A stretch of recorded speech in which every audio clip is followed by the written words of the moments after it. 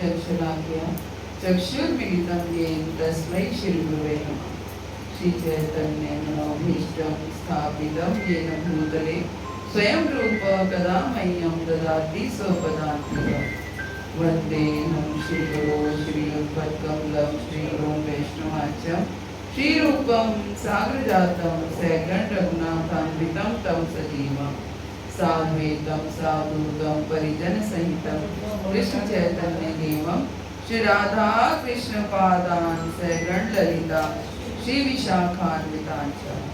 हे कृष्ण करुणा सिंधु दीनबंधो जगत्पते गोपेश गोपिका कांत राधा कांत नमस्तुते। तप्त कांचन गौरांगी श्री राधे वृंदावनेश्वरी वृषभानुसुते देवी प्रणमामि हरिप्रिये। वाञ्छाकल्पतरुभ्यश्च कृपा सिन्धुभ्यैव च पतितानां पावनेभ्यो वैष्णवेभ्यो नमो नमः। जय श्री कृष्ण चैतन्य प्रभु नित्यानंद श्री अद्वैत गदाधर श्रीवासादि गौर भक्तवृंद। हरे कृष्णा कृष्णा कृष्णा हरे हरे, हरे राम राम राम हरे हरे कृष्ण। तो भगवत गीता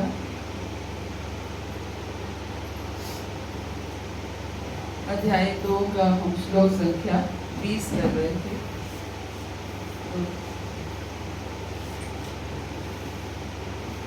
20 कर लिया था, 20 हमने दिया था कि पढ़ गया, बस पढ़ने देखते थे। तो पहले श्लोक आते हैं।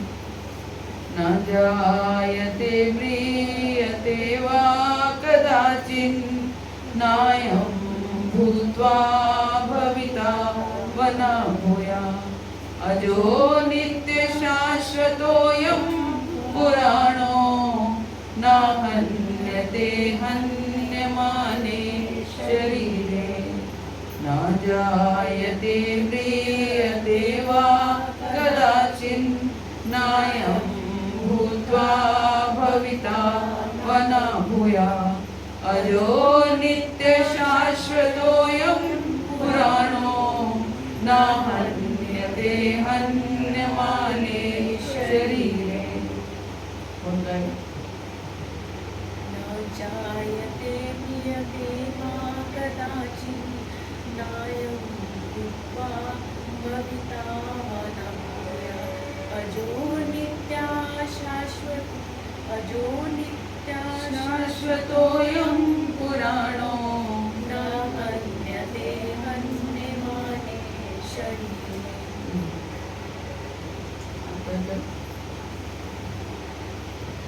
न जायते म्रियते वा कदाचिन् नायं भूत्वा भविता वना भूयात् अजो नित्य शाश्वतोऽयं पुराणो न हन्यते हन्यमाने शरीरम्। न जायते म्रियते वा कदाचित् नान्या भूत्वा भविता न भूयात् अजो नित्यं शाश्वतं पुराणो न हन्यते हन्यमाने शरीरे। न जायते म्रियते वा कदाचित् नान्यं भूत्वा भविता वना भूयात् अजो नित्य शाश्वतोऽयं पुराणो न हन्यते हन्यमाने शरीरे।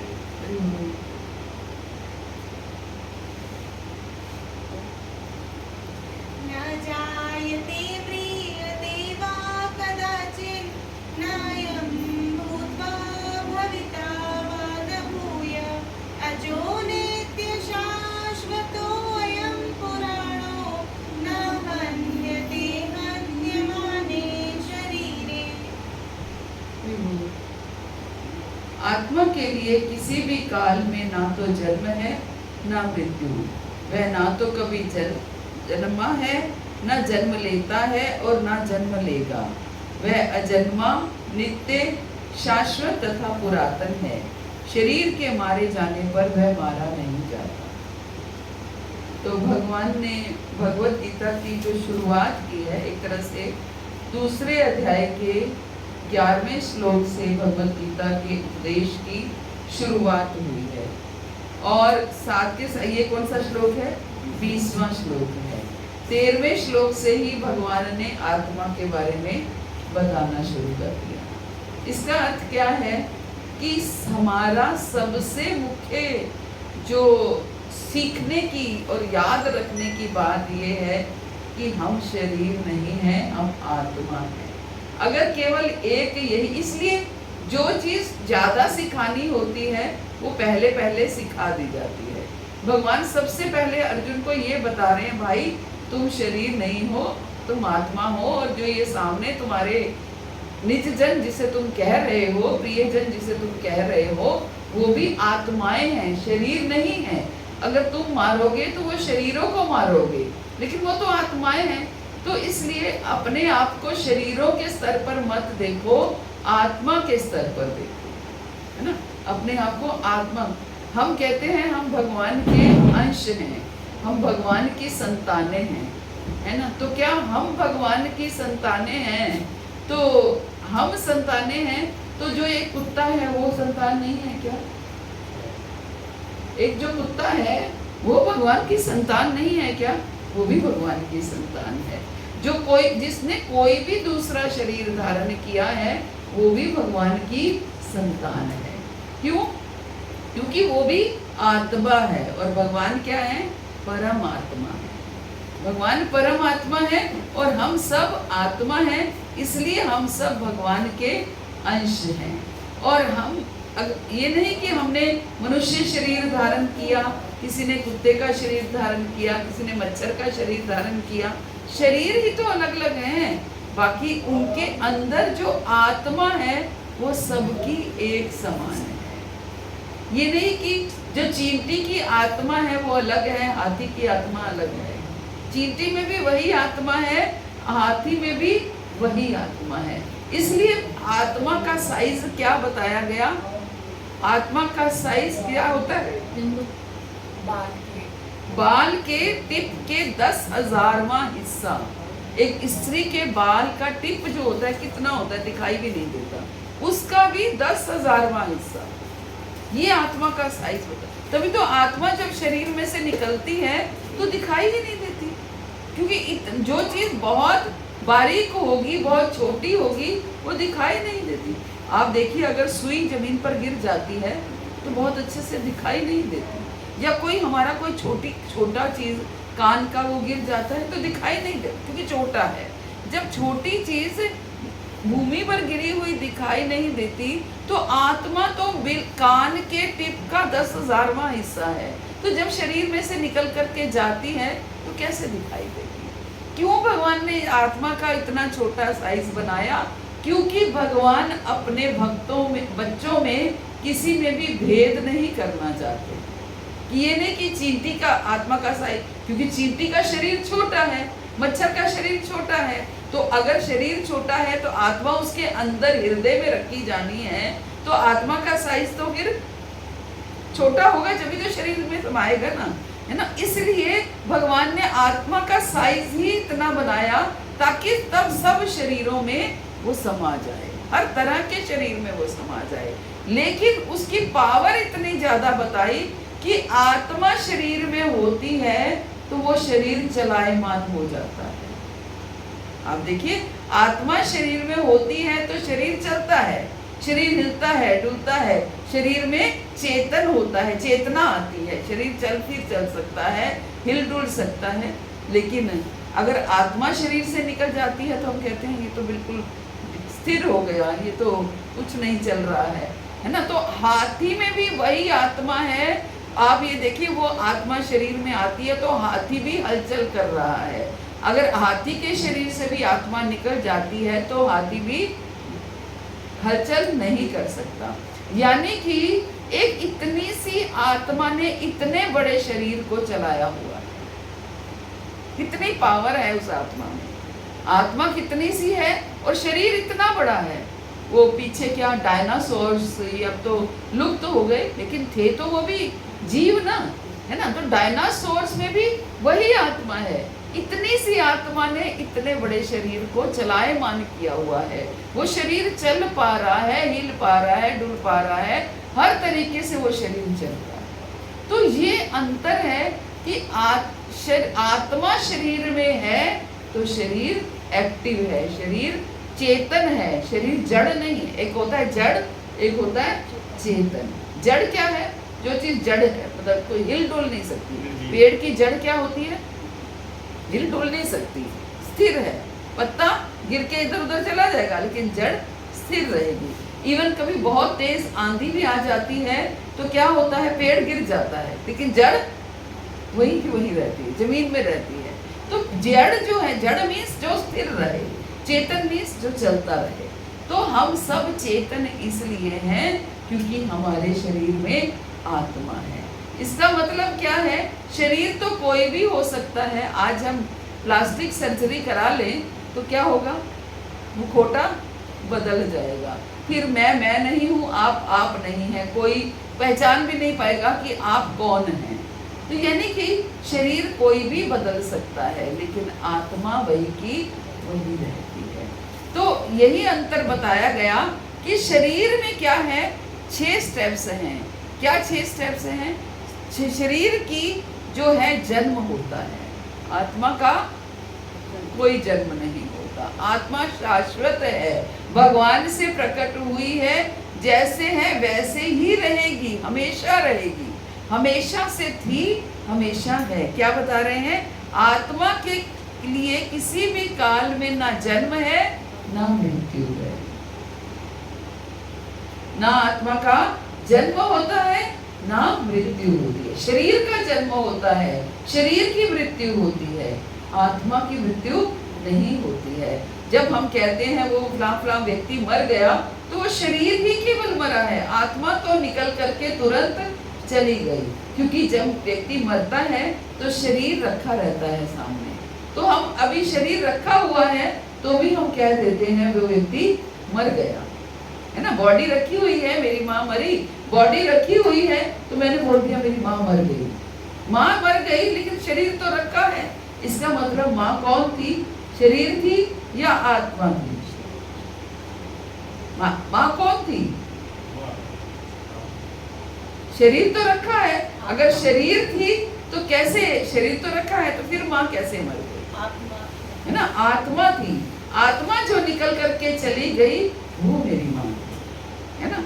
उसके साथ उसने जो शरीर धारण किया था उसको मैंने माँ कहा।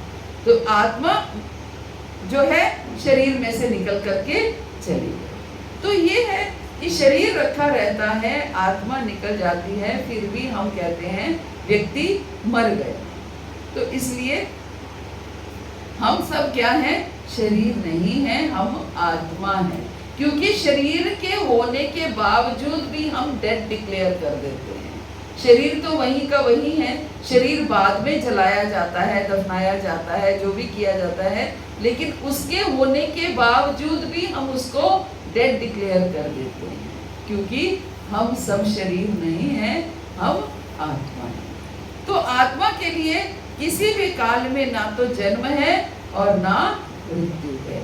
वे ना तो कभी जन्मा है ना जन्म लेता है ना। आत्मा ना तो कभी जन्मा है ना जन्म लेता है। आत्मा कभी नहीं जन्मा, आत्मा शाश्वत है, भगवान से प्रकट हुआ है और हमेशा ही रहेगा। ये नहीं कि आज है कल नहीं होगा, हमेशा रहेगा। आत्मा कभी, जब हम मान ली हम कहते हैं कि हमें इस भौतिक जगत के आवागमन को छुड़ाना है, तब क्या होता है आत्मा का?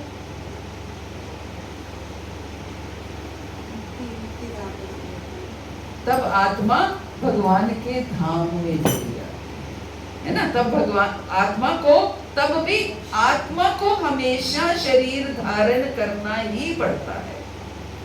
लेकिन जब वो इस भौतिक जगत में आती है तो उसको भौतिक शरीर प्राप्त होता है, जो कि किससे बनता है? भूमि, जल, वायु, अग्नि और आकाश से बनता है, जो कि समाप्त होने वाला होता है, जो मरने वाला होता है ना। लेकिन जब वो भगवान के धाम में चली जाती है आत्मा, तो उसको, क्योंकि वो आध्यात्मिक जगत है, तो शरीर भी आध्यात्मिक प्राप्त होता है ना। शरीर भी आध्यात्मिक प्राप्त होता है। आध्यात्मिक शरीर कौन सा होता है? किससे बनता है? जैसे भौतिक शरीर भूमि, जल, वायु, अग्नि और आकाश से बनता है, आध्यात्मिक शरीर किससे बनता है? गुरु की कृपा से, प्रभु की कृपा से। नहीं, कृपा से तो बनता है, लेकिन प्रभु का नाम बुद्धि मन, बुद्धि, अहंकार से सूक्ष्म शरीर बनता है। लेकिन आत्मा किससे बनी है? शुद्ध आत्मा किससे बनी है? सच्चित आनंद से बनी है। किससे बनी है? सच्चित आनंद से बनी है। आत्मा जो आध्यात्मिक जगत में जो शरीर मिलता है, वो शरीर सच्चित आनंद से बना है ना? सत मीन्स सत्य, जो कभी शाश्वत, जो कभी समाप्त होने वाला नहीं है। चित मीन्स ज्ञानमयी, उसको ज्ञान है पूरा। और आनंद मीन्स आनंदमयी, हमेशा आनंद में रहती है। वो जब सच्चित आनंद का आवरण ओढ़ लेती है, शरीर ओढ़ लेती है आत्मा, तो उसके बाद वो कभी दुखी नहीं रहती। हम जब भौतिक शरीर धारण करते हैं तो हमें सुख और दुख होता है, लेकिन जब आध्यात्मिक शरीर धारण कर लेते हैं जो सच्चित आनंद से बनता है, उसमें कोई सुख और दुख नहीं होता। क्या होता है? आनंद होता है ना? आनंद होता है। क्यों? क्योंकि भगवान का शरीर क्या है? भगवान का शरीर किससे बनता है? सच्चिदानंद से बनता है। भगवान जब इस भौतिक जगत में भी आते हैं तो भी उनका भौतिक शरीर भी सच्चित आनंद से बनता है। भगवान का शरीर और आत्मा एक ही है, कोई अंतर नहीं है। भगवान के शरीर में और आत्मा में कोई अंतर नहीं है। इसलिए भगवान को क्या कहा जाता है? परमात्मा कहा जाता है, जो कि सच्चित आनंद से बना है। तो इसलिए भगवान के धाम में जब हम जाते हैं तो हमें भी सच्चित आनंद का शरीर प्राप्त होता है। शरीर तो प्राप्त होगा, लेकिन शरीर किसका प्राप्त होगा? सच्चित आनंद का। भौतिक आवरण नहीं प्राप्त होगा, जो कि भूमि, जल, वायु, अग्नि और आकाश है, ये नहीं प्राप्त होगा। क्योंकि ये अगर प्राप्त होगा तो इसको त्यागना पड़ेगा, इसको छोड़ना पड़ेगा, है ना? ये अगर प्राप्त होगा तो इसको छोड़ना पड़ेगा। सच्चित आनंद को कभी नहीं छोड़ना पड़ेगा। ये स्थायी शरीर है, परमानेंट शरीर है। जब हम वैकुंठ में जाते हैं तो हमें क्या, कौन सा शरीर प्राप्त होता है? सच्चित आनंद का ही प्राप्त होता है। लेकिन देखने में क्या होता है? वैकुंठ में भगवान किस रूप में रहते हैं? चतुर्भुज रूप में रहते हैं।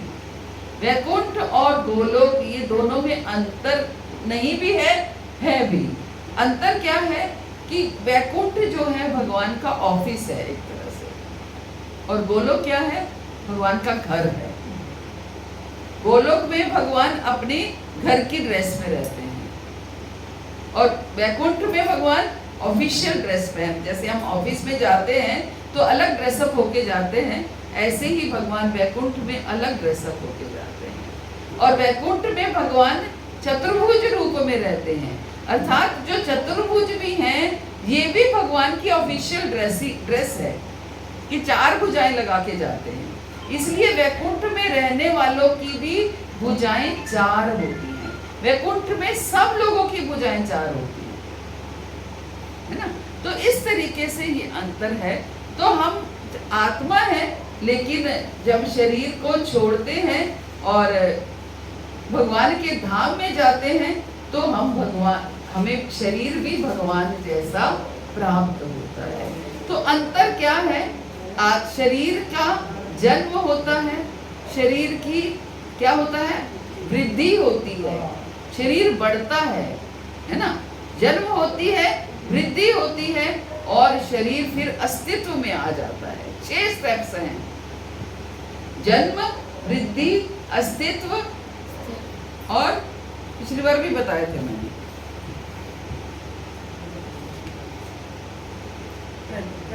प्रजनन। शरीर फिर शरीर उत्पन्न करता है। एक आत्मा कोई दूसरी आत्मा उत्पन्न नहीं कर सकती, लेकिन शरीर दूसरा शरीर उत्पन्न कर सकता है, शरीर प्रजनन करता है, उसके बाद क्षय होता है, उसके बाद विनाश होता है, मृत्यु होती है। पहले क्या होता है? पहले शरीर जो है जन्म होता है, फिर वो बढ़ता है, फिर उसके बाद उस अस्तित्व में आता है कि हमारी एक आइडेंटिटी बन जाती है, उसके बाद प्रजनन होता है, उसके बाद शरीर बूढ़ा होता है, शरीर गिरता है और उसके बाद फिर उसका विनाश होता है। लेकिन आत्मा का कभी विनाश नहीं होता, आत्मा का कभी जन्म नहीं होता, आत्मा की कभी वृद्धि नहीं होती। ये नहीं कि आत्मा आज जो है बाल के टिप के साइज की है, जैसे जैसे हम बड़े होंगे तो आत्मा भी बड़ी होती जाएगी, आत्मा वही रहेगी, उसी साइज की रहेगी। ना तो शरीर आत्मा का जन्म होता है, ना तो आत्मा की वृद्धि होती है, ना आत्मा का एक अस्तित्व होता है, ना आत्मा प्रजनन करती है, ना आत्मा का क्षय होता है। ये नहीं कि शरीर बूढ़ा हो गया तो आत्मा बूढ़ी हो गई, आत्मा एज इट इज रहती है और आत्मा का कभी विनाश नहीं होता। ये 6 स्टेप्स जो हैं ये शरीर के होते हैं लेकिन आत्मा के नहीं होते, है ना। आत्मा एज इट इज रहती है। क्यों? क्योंकि आत्मा सच्चित आनंद है। आत्मा किससे बनी है? सच्चित आनंद से बनी है। शरीर भूमि जलवायु अग्नि और आकाश से बना है, पंचभूतों से बना है। जो चीज भी पंचभूतों से बनी है उसका जन्म भी होगा, उसका वो वृद्धि भी होगी, वो प्रजनन भी करेगी, अस्तित्व में भी आएगी, प्रजनन भी करेगी, क्षय भी होगा, विनाश भी होगा। जो चीज भी भूमि जलवायु अग्नि और आकाश से बनी। ये भगवान समझाना चाह रहे हैं कि आत्मा के लिए किसी भी काल में ना तो जन्म है ना मृत्यु, वह ना तो कभी जन्मा है, ना जन्म लेता है और ना जन्म लेगा। वो ना तो कभी जन्मा है, उसका ना तो कभी जन्म हुआ है, ना जन्म लेता है और ना ही कभी जन्म लेगा। आत्मा हमेशा स्थायी रहेगा, वो अजन्मा है। आत्मा अजन्मा है, कभी उसका जन्म नहीं होता, नित्य है, हमेशा रहता है। भले ही वो कहीं रहे, इस शरीर में रहे, ये शरीर छोड़ेगा तो दूसरा शरीर धारण कर लेगा, फिर तू और शरीर धारण कर लेगा। जिस स्थान पर होगा उसी के अनुसार शरीर धारण कर लेगा, है ना, उसी के अनुसार शरीर धारण कर लेगा। जब हम व्यक्ति नर्क और स्वर्ग में जाता है, जीव अपने कर्मों के अनुसार नर्क में गया, अपने कर्मों के अनुसार स्वर्ग में, कहते ना नर्क की यातनाएं भोगनी पड़ती हैं, स्वर्ग का भोग ऐश्वर्य प्राप्त होता है। तो कौन चाहता है? क्योंकि शरीर तो यहाँ जला दिया जाता है, तो फिर कौन? आत्मा कभी बिना शरीर के रहती नहीं है, आत्मा कभी अकेली नहीं रहती, शरीर उसको चाहिए ही चाहिए।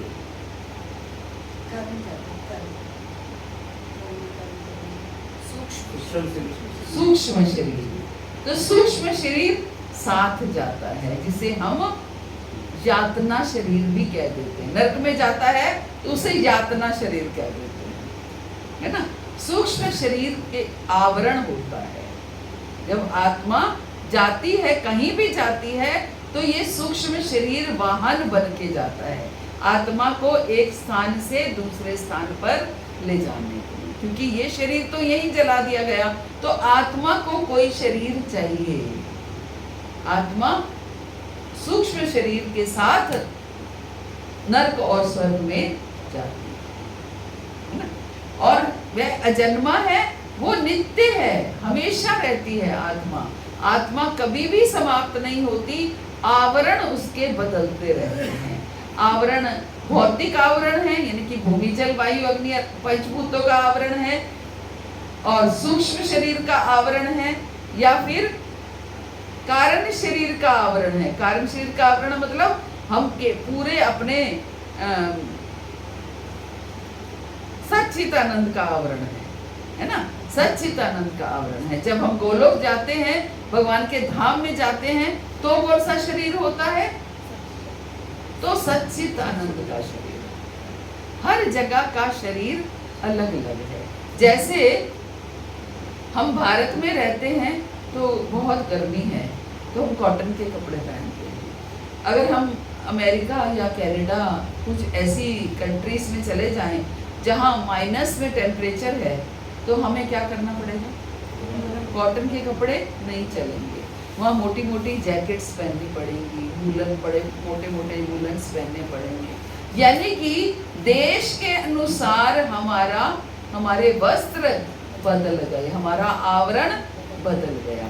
ऐसे ही लोक के अनुसार हमारा आवरण बदल गया। हम जिस लोक ये भौतिक जगत को हम मृत्यु लोक कहते हैं। शास्त्रों के अनुसार इसको क्या कहते हैं? मृत्यु लोक है, क्योंकि यहाँ मृत्यु होती है। तो मृत्यु लोक का आवरण ये पंचभूतों का आवरण है ना। जब हम जैसे जैसे ऊपर के लोकों में जाते हैं, हम स्वर्ग या नर्क या कुछ भी ऐसे लोकों में जाते हैं तो हमारा आवरण बदल जाता है, हमारा आवरण सूक्ष्म शरीर का आवरण हो जाता है। फिर हम अगर गोलोक में जाते हैं तो हमारा आवरण किसका हो जाता है? सच्चित आनंद का हो जाता है। लेकिन हम वही के वही रहते हैं, केवल आवरण बदलते हैं, हम वही के वही रहते हैं। इसलिए हम कौन हैं? हम शरीर नहीं हैं, हम आत्मा हैं। शरीर हमारा देश के अनुसार, लोक के अनुसार बदलता है। ये अंडरस्टैंडिंग लेके आनी है ना। क्योंकि अगर अंडरस्टैंडिंग ऐसी बनेगी तभी हमारा संसार से जो मोह है, संसार हर समय हाय तौबा जो है, वो हमारी किसकी वजह से है? शरीरों की वजह से है। मेरे बच्चे, मेरा परिवार, मैं ये इकट्ठा कर लूँ, वो इकट्ठा कर लूँ, एक घर बनाऊँ, दो घर बनाऊँ, ये मेरे पास ये होना चाहिए, ये क्या है? केवल शरीर के साथ है। जो शरीर केवल कितने साल का है? ज़्यादा से ज़्यादा 80 साल, 85 साल, 90 साल, 100 साल। ये 100 साल के लिए आप इतना सब तामझाम इकट्ठा कर रहे हैं, जबकि हम क्या हैं? हम शाश्वत हैं, हम स्थायी हैं, हम हमेशा रहने वाले हैं। लेकिन उसके लिए हम कुछ नहीं कर रहे हैं, कोई तैयारी नहीं कर रहे हैं, कोई प्रिपरेशन नहीं कर रहे हैं। जो तैयारी, जो प्रिपरेशन हम कर रहे हैं केवल इस शरीर के लिए कर रहे हैं, है ना। जो भी तैयारी, जो भी प्रिपरेशन हम कर रहे हैं वो हम केवल इसी शरीर के लिए कर रहे हैं। तो ये हम जब तक नहीं समझेंगे, नहीं हम इस चीज का ज्ञान रखेंगे, तब तक हम शरीर के स्तर पर ही जीते रहेंगे। और एक बुद्धिमान व्यक्ति का कार्य क्या है कि अगर वो कोई इन्वेस्टमेंट करे तो वो ऐसी इन्वेस्टमेंट करे जिससे उसको लॉन्ग टर्म बेनिफिट होता रहे। हम कोई पैसा इन्वेस्ट करते हैं तो हम क्या देखते हैं कि लंबे समय तक जिसकी रिटर्न हमें मिलती रहे, लाइफ लॉन्ग हमें जिसकी रिटर्न मिलती रहे। लेकिन अगर हम शरीर और आत्मा के संबंध को समझ जाएंगे तो उसकी रिटर्न हमें पूरा जीवन नहीं, जीवन इस क्या बोलते हैं, जिंदगी के साथ भी और जिंदगी के बाद भी मिलती रहेगी, है ना, बाद भी मिलती रहेगी हमें। अगर हम अपन आत्मा के स्तर पर आ जाते हैं तो क्या हो गया, ये जीवन भी हमारा सुखमय हो जाएगा और अगले जो भी हमें शरीर प्राप्त होगा, भले ही हम वापिस इस भौतिक जगत में आ जाएं, भले ही हम नरक में जाएं, स्वर्ग में जाएं, लेकिन हम जहाँ जिस लोक में भी जाएं, हमें केवल और केवल हमें ये समझ में आ जाए कि हम आत्मा है और हमें आत्मा के स्तर पर रहना है। पहली बात तो जिसको ये समझ में आ जाता है कि हमें स्वर्ग, हम आत्मा है और हमें वो आत्मा के स्तर पर रहना शुरू कर देता है, तो उसको स्वर्ग और नरक की यातनाएं देखनी ही नहीं पड़ती हैं। वो केवल ये है कि उसको फिर या तो भौतिक जगत है या फिर भगवान का धाम है, जहाँ पर केवल भगवान है और भगवान के साथ ही हमारा संबंध होगा, भगवान के साथ ही हमारा रहन होगा, सहन होगा, खान पान सब कुछ उनके साथ होगा। तो ये ऐसा जीवन हमें लेना है जिसमें हम ये सब कुछ कर पाए। तो यही बताया गया है, आत्मा अजन्मा है आत्मा नित्य है, आत्मा शाश्वत है, हमेशा रहने वाली है। क्या बता रहे हैं? आत्मा शाश्वत है। भले ही ये शरीर की मृत्यु हो जाए, लेकिन आत्मा की मृत्यु नहीं होती है। आत्मा कहीं ना कहीं किसी ना किसी लोक में कोई ना कोई शरीर धारण करके रहती है। आत्मा पुरातन है, प्राचीन है। हम कितने पुरातन हैं? 50 साल, 60 साल, 100 साल, जितनी भी आयु है उतने पुरातन है। लेकिन आत्मा उतनी ही पुरातन है जितने भगवान हैं, है ना। आत्मा की उम्र, जैसे भगवान की कोई उम्र नहीं है, ऐसे आत्मा की भी कोई उम्र नहीं है। और शरीर के मारे जाने पर ये मारा नहीं। समझ तो आ जाती है, लेकिन इसको अंदर ले जाना है, ताकि हम शरीरों के स्तर से हट करके आत्मा के स्तर पर ना, आत्मा के स्तर पर जीना शुरू करें। आत्मा के स्तर पर जिएंगे तो शरीरों की डिमांड्स कम हो जाएंगी, है ना। अभी क्या है, हम पूरा जीवन शरीर की डिमांड्स को पूरा करने में लगे रहते हैं, शरीर की इच्छाओं को पूरा करने में लगे रहते हैं। ये मेरा बेटा है, मेरा घर है, मेरी पत्नी, मेरा पति, बस इनके साथ ये करना है। तो आत्मा के स्तर पर रहेंगे तो बस एक तरह से जड़ भरत की तरह रह करके कि मैं आत्मा के स्तर पर रहेंगे तो केवल एक ही संबंध याद हमें आएगा। वो क्या है? जीवेर स्वरूप हुए कृष्ण नित्य दास। मैं कृष्ण का नित्य दास हूँ, बस मुझे उनका दास बन के रहना है, उनकी सेवा में लगे रहना। ये हमें हमेशा याद। तो ये इस श्लोक में समझाया गया है। तो अगला श्लोक अगली क्लास में करेंगे। थोड़ा सा अगर आप लोग समय से आ जाएं तो समय से काम शुरू हो जाए, क्योंकि हाँ सब लोग बहुत लेट होते हैं, तो इसलिए सब कुछ लेट होता है। तो अगली क्लास में हम 22वां श्लोक करेंगे। तो किसी का कोई प्रश्न हो? अगर आत्मा को कोई शरीर नहीं मिलेगा तो? आत्मा को कोई शरीर नहीं मिलेगा तो क्या ऐसा होता है कि आत्मा को कोई शरीर नहीं मिलता है? यस, होता है। जब आत्मा को कोई शरीर नहीं मिलता है तो आत्मा प्रेत आत्मा बन जाती है। आपने सुना होगा कि वो प्रेत है, भूत है। भूत किसको? ऐसा नहीं है कि ये मनगढ़ंत बातें नहीं है, सच में जब शरीर नहीं मिलता है तो आत्मा प्रेत आत्मा बन जाती है। वो हमारे कर्म, जैसा कि हम अपनी आयु को, जो लोग सुसाइड कर लेते हैं, उनको उनकी आयु तो निश्चित है। जब तक उनकी आयु पूरी नहीं होती तब तक उनको अगला शरीर प्राप्त नहीं होता। तब तक क्या होता है? तब तक उनको वो प्रेत आत्मा की तरह ही इधर उधर। उनका कल्याण तब हो सकता है जब कोई उनके लिए कुछ अनुष्ठान करे, कोई ऐसा कुछ करे, तब वो उनका कल्याण हो सकता है। वो भी कोई ये नहीं कि होगा ही, लेकिन हो सकता है।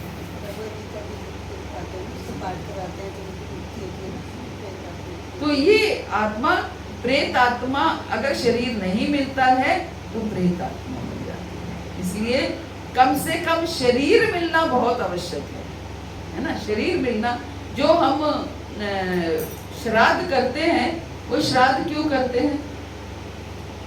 बहुत से लोग प्रश्न पूछते हैं कि माता जी हमारे जो पूर्वज जो गए तो उनको तो दूसरा शरीर मिल चुका होगा, वो तो दूसरे घर में चले गए होंगे जहाँ भी इनको जाना होगा, तो फिर हम श्राद्ध किस लिए करते हैं?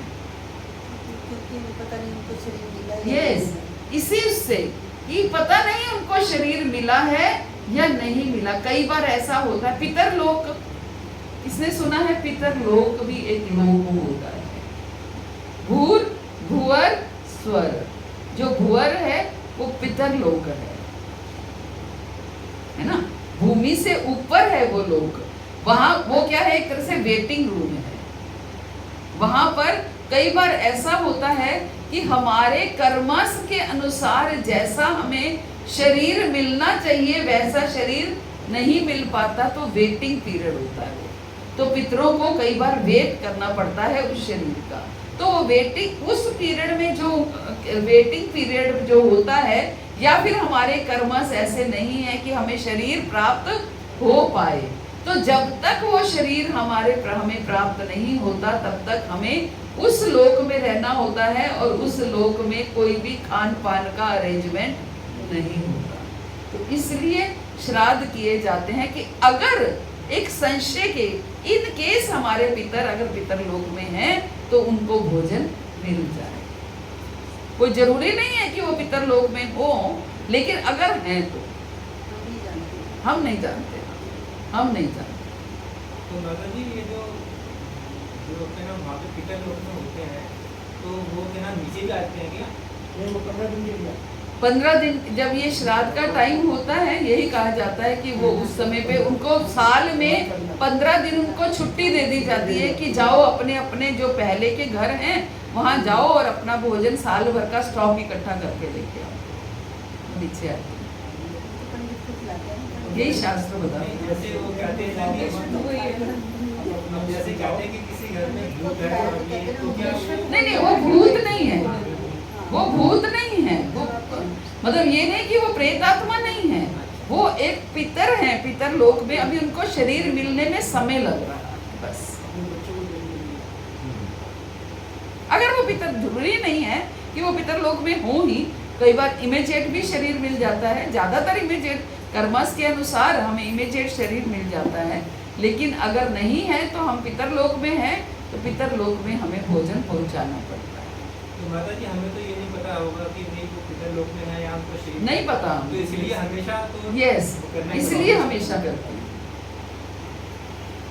इसलिए हमेशा करते हैं। इसीलिए कहा जाता है जो पूर्ण रूप से शरणागत हैं, सरेंडर्ड हैं, जैसे हमारे गुरु महाराज वगैरह हैं, आचार्य लोग हैं, जो सन्यासी हैं, साधु हैं, अब इनके भी तो पितर होंगे ना, आखिर ये भी तो किसी के जन्मे हुए हैं, तो इनके भी तो पितर होंगे मान लो।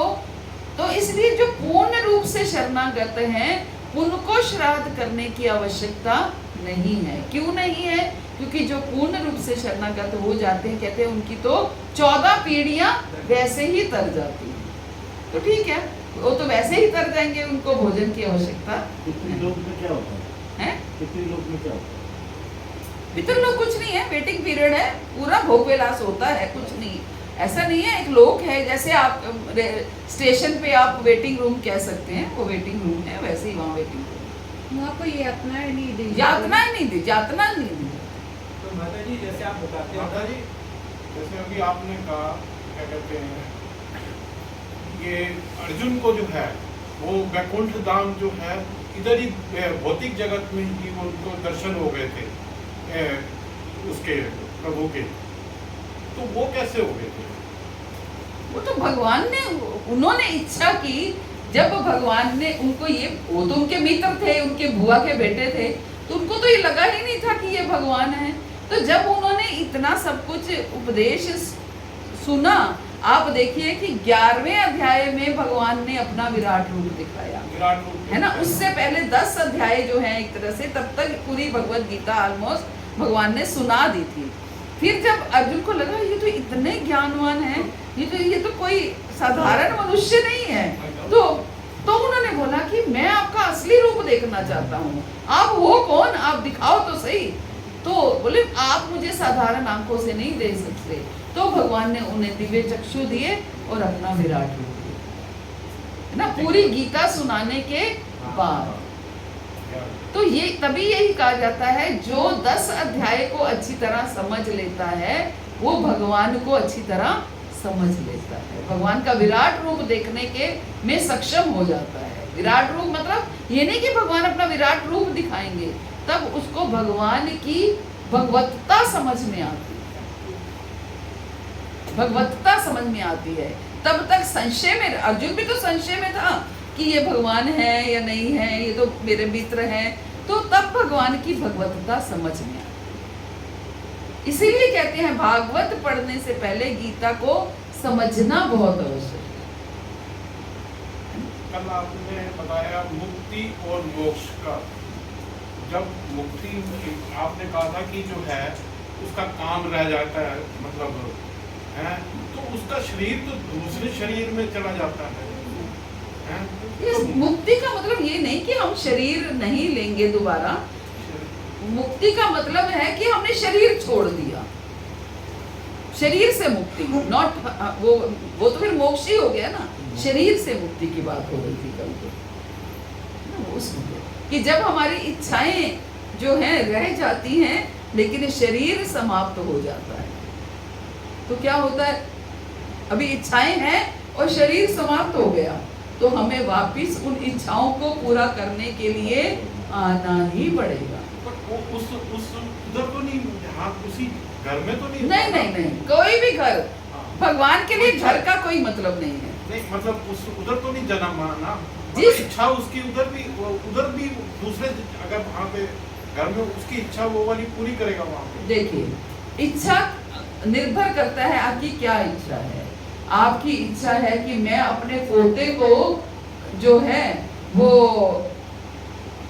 डॉक्टर बनते हुए देखना चाहता हूँ।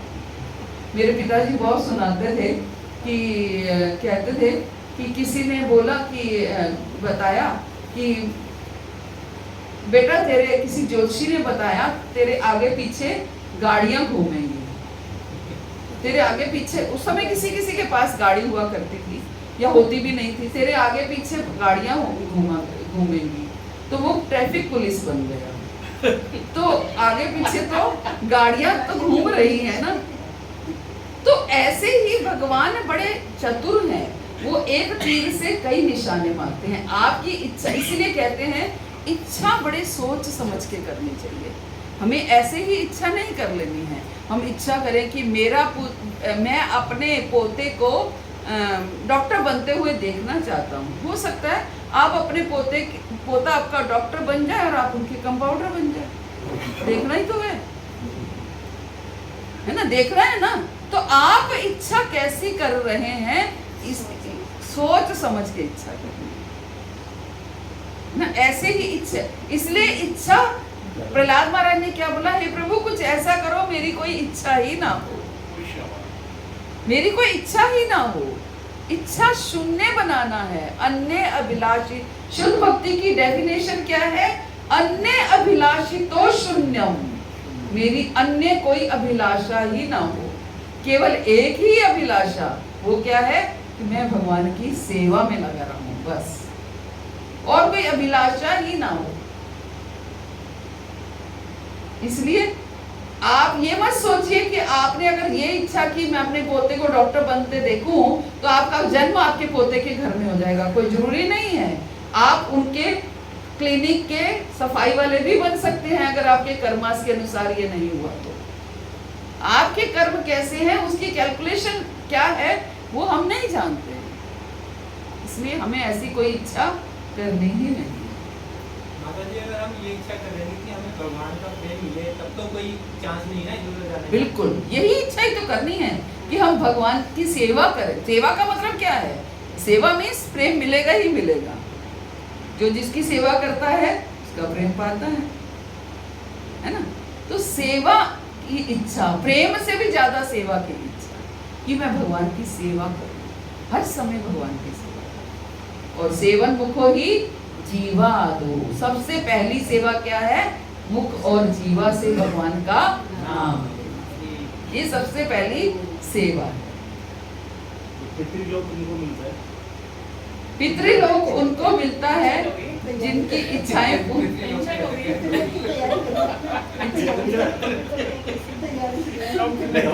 नहीं, आज इतना समय नहीं है, मैं पूरा, हम लोग अभी श्राद्ध आएंगे तो पूरा लेक्चर अभी नहीं होगा। जैसे हम सब में एक ही आत्मा है, तो हम दूसरा क्यों देखते हैं? दूसरा के मतलब सामने वाले को आत्मिक स्तर पे नहीं देखते। यही तो सीखना है, वैर भाव, यही तो, तभी तो कहा है ब्रह्मभूत प्रसन्नात्मा ना शोचती ना कांक्षती। वो तो ब्रह्मभूत स्तर हो जाता है। क्यों हम दूसरे को इसलिए दूसरा देखते हैं क्योंकि हम अपने आप को आत्मा मान ही नहीं रहे। हम अपने को नहीं मान रहे तो दूसरे को तो क्या मानेंगे। अपने को भी शरीर मान रहे हैं, उनको भी शरीर मान रहे हैं, तभी तो वैर भाव है, तभी तो दूसरे में हम दोष वृत्ति रखते हैं। अगर हम पहले अपने को आत्मा मानेंगे तभी तो दूसरे को मानेंगे। तो मतलब कोई कुछ कर रहा है तो सोचे ये आत्मा ठीक है, मैं जो भी कर रहा है। बिल्कुल, आप आर्टिफिशियली नहीं सोच सकते इसको, आपको बिल्कुल अपने आप को बदलना पड़ेगा, खुद भी आत्मा के स्तर पर रहना पड़ेगा, तभी आप दूसरे को आत्मा के स्तर पर। तब तो लड़ाई नहीं करोगे साथ वालों। आध्यात्मिक आर्टिफिशियली आप एक बार सोच लोगे, 2 बार सोच लोगे, लेकिन हाँ प्रैक्टिस तो इसी तरीके से होगी, प्रैक्टिस करना सही है। नामदेव जी ने कुत्ते में भी आत्मा देखी है ना, कुत्ते में भी भगवान को देख लिया। जब सब में आत्मा देखेंगे तो सब भगवान के अंश देखेंगे, सब में भगवान को देख लेंगे। यही तो कर, तभी तो भगवान ने गीता का पहले जो लेसन दिया है वो यही दिया है कि ये सबसे इम्पोर्टेंट है। आप प्रभुपाद का कोई भी लेक्चर उठा लीजिए, गुरु महाराज का कोई भी लेक्चर सुन लीजिए, वो शरीर और आत्मा के इर्द गिर्द ही घूमता रहता है, क्योंकि ये इतना इम्पोर्टेंट पॉइंट। अगर ये हमने प्राप्त कर लिया फिर तो हमारा जीवन का कल्याण निश्चित है, निश्चित है।